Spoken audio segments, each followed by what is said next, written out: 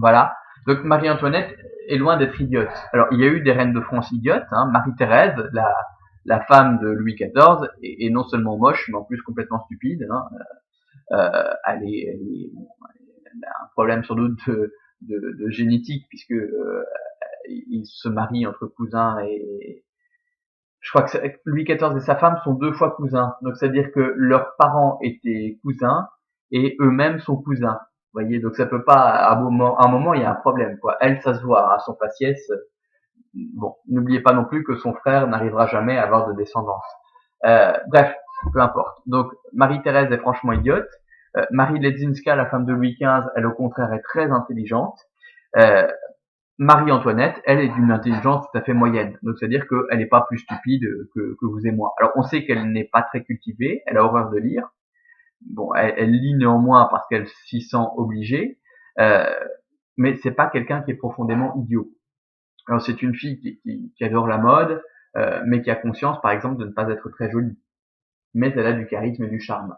Bon, donc elle n'est pas idiote. Alors, est-ce qu'elle joue à la fermière? Non. Il y a quelque chose d'autre derrière. Alors déjà, il y a un gros problème, c'est que à la cour de Versailles, ben, tout est réglementé par l'étiquette. Et l'étiquette, c'est un enfer pour la reine de France, et c'est un enfer pour la France et la couronne. Donc, c'est-à-dire que, par exemple, quand la reine sort d'une pièce, on est obligé de changer toutes les bougies de la pièce.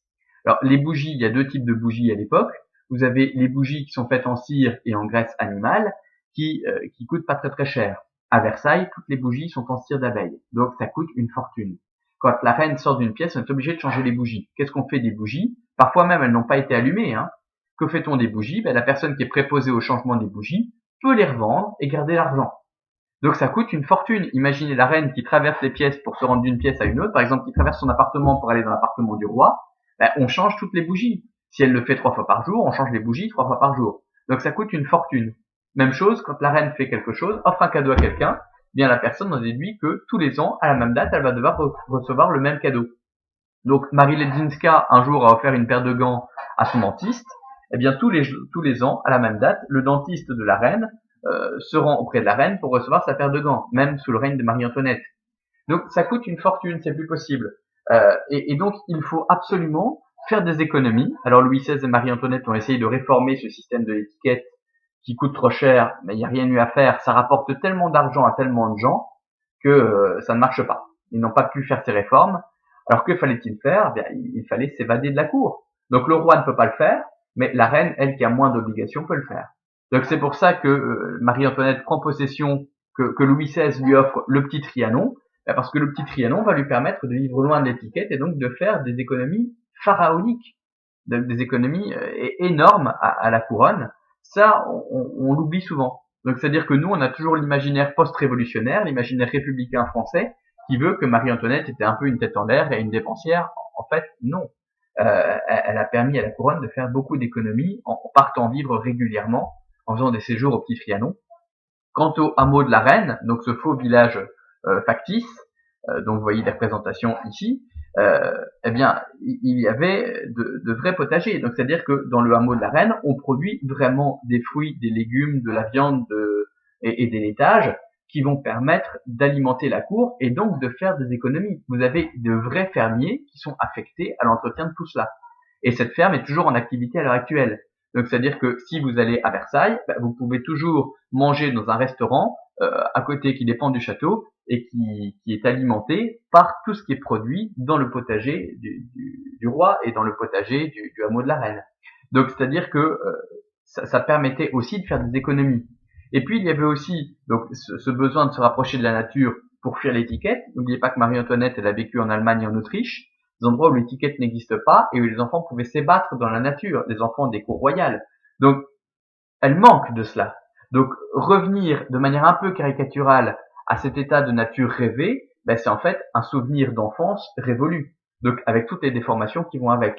Donc, c'est un moyen de revenir à cela, donc de se rapprocher de la nature, tout en gardant tout le snobisme dû à son statut social. Mais il y a une autre volonté derrière, c'est en fait un but éducatif. Le hameau de la Reine, je surveille le temps, le hameau de la Reine, ça va, a été construit quand Marie-Antoinette a eu 2 fils qui ont été en âge de comprendre un petit peu les choses. Et donc le hameau de la Reine a été construit quand ces deux fils avaient 5 ou 6 ans, avaient 5 et 6 ans à peu près. Et donc le but est éducatif. On est au siècle des Lumières et on prône l'éducation par l'expérience. Et donc pour que le futur roi et son frère cadet comprennent le fonctionnement de la nature, comprennent l'agriculture, comprennent la botanique, ainsi que les règles qui ont trait à l'élevage, apprennent les différents types d'animaux, eh bien il faut qu'ils expérimentent tout cela.